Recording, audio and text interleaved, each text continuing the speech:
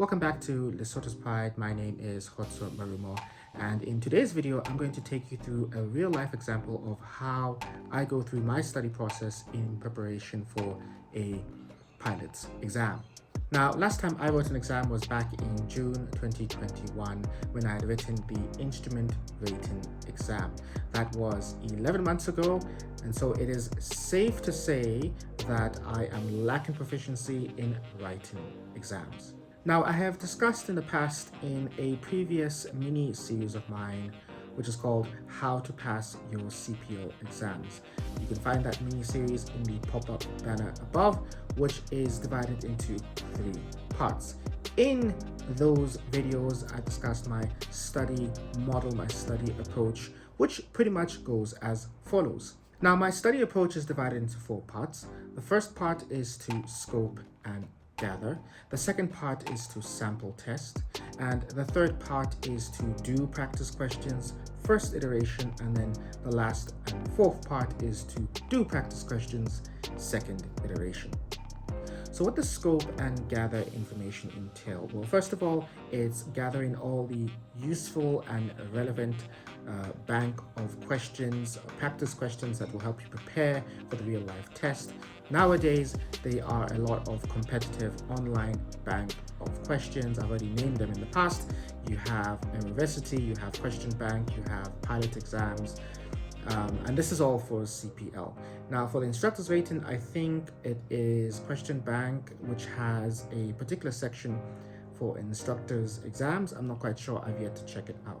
However, the point is there are a lot of online question bank resources available. The second part to scope and gathering information is to gather your references or referencing resources, which are like books.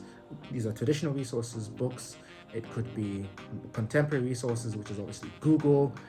So you Google a number of websites that will help you out in further understanding the knowledge that you need to know from the question. So if you go to a question and you don't know what exactly they're talking about, then obviously you can Google it up.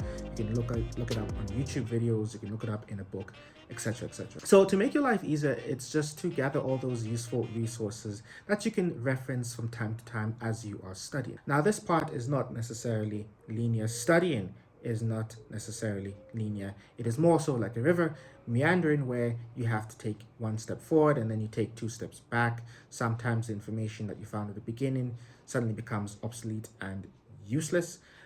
Sometimes you'll find new information along the way that you find, oh, I wish I found this out at the beginning, and so on and so forth. So you will eventually get to a point where you're like, this level of resources or this group of resources is actually the most useful for me to use in helping me to prepare and pass the exam. Now, going on to step number 2, which is sample test. This entails finding a practice test paper or practice mock exam.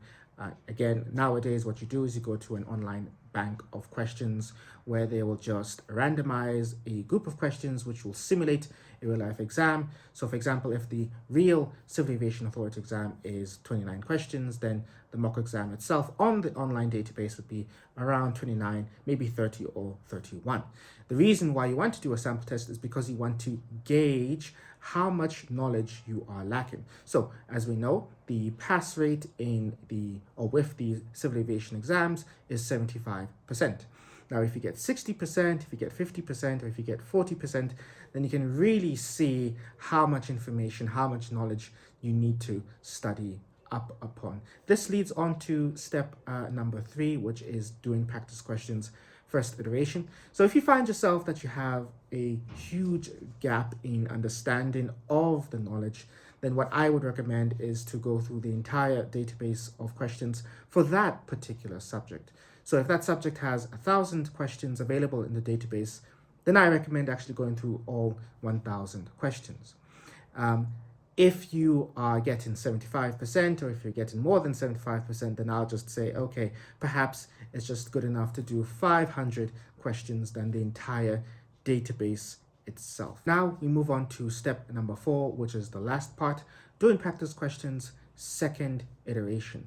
you have gone through a list of all the questions that you feel you need to do in the first iteration. So again, if you've done all 1000 using our example, then you would have identified a number of questions which you found really difficult to do, really difficult to understand. So you would list the number in which the question was, you'll add it into a list, and those questions that you found difficult, you pretty much do them again. So let's say you do the 1000 questions and you say, oh, 400 questions were really difficult. Then you will do those 400 questions one more time. At this point in time, you should be ready to write your exam. So we've talked about the study process, but the question is, how long does it take me to prepare all of these steps, or to go through all of these steps? It's a very interesting question, and of course it's very dependent on the individual itself. It's very dependent on you.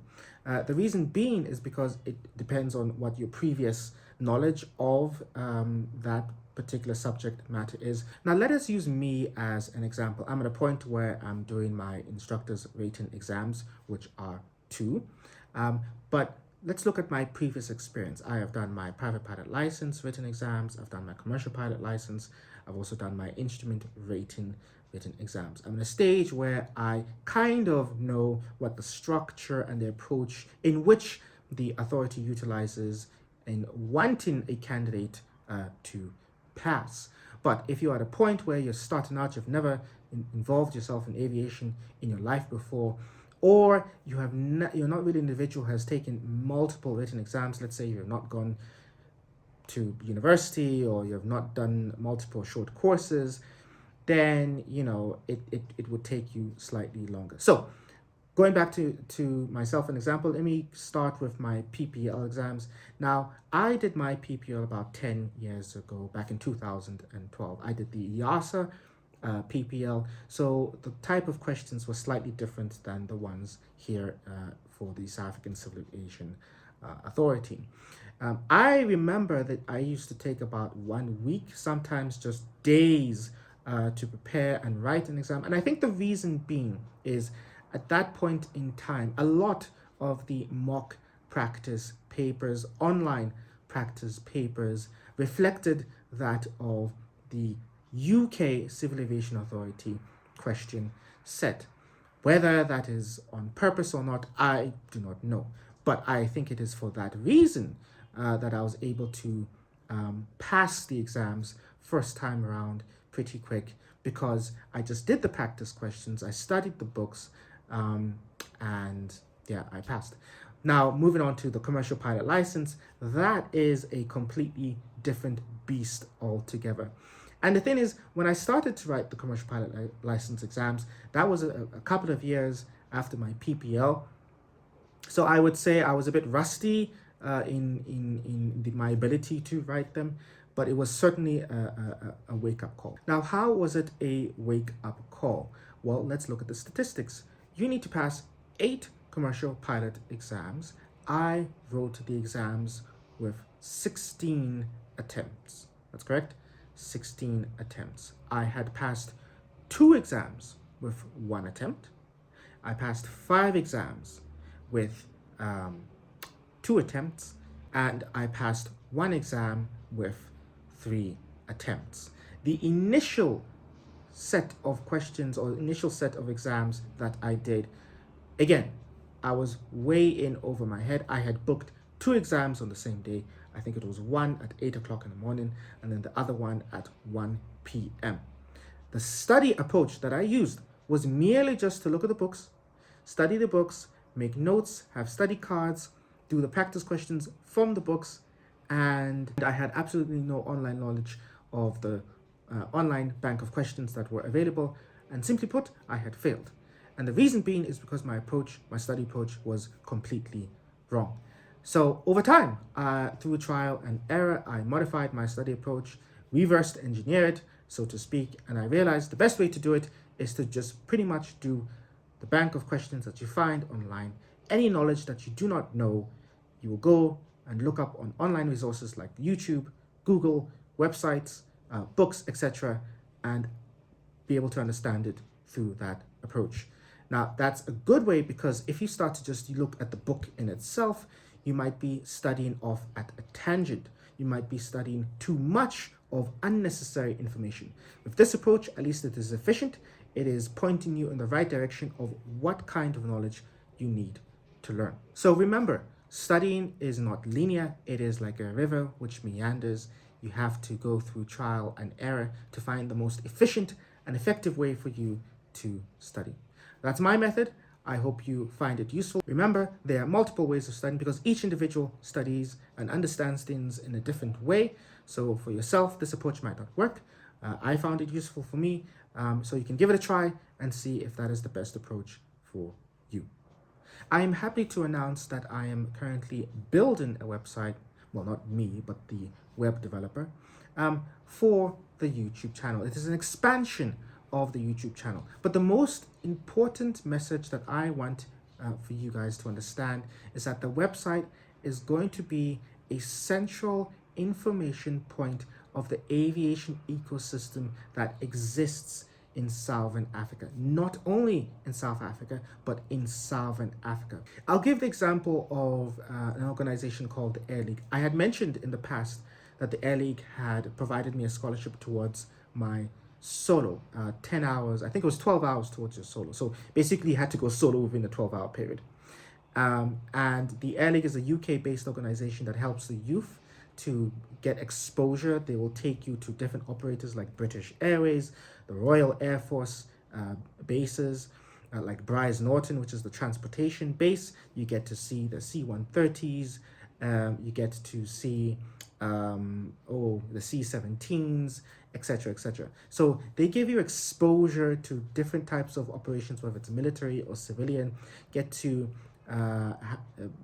go to talks from experienced individuals. So by the time that you are ready to enter the industry, may it be through as a pilot, may it be through as an aviation manager, whatever the case may be, you are pretty much clued up on what the industry looks like and how you can better it for the future. So I would like to add my little nugget of information to people to have the ability to better understand how the aviation ecosystem works in Southern Africa. Now, this is not something, of course, that I can do by myself. You know, if anyone has useful information that you would like to add to this website, please let me know in the comment section below, or you can contact me via Instagram. I have a new Facebook page, which I'll also put in the contacts, which I'll also put in the description below. And you can contact me there, Instagram or Facebook. You can DM me, send me a message on both platforms, send me a message here, and we can take it from there. So thank you very much, guys, for tuning in. I will see you in the next one.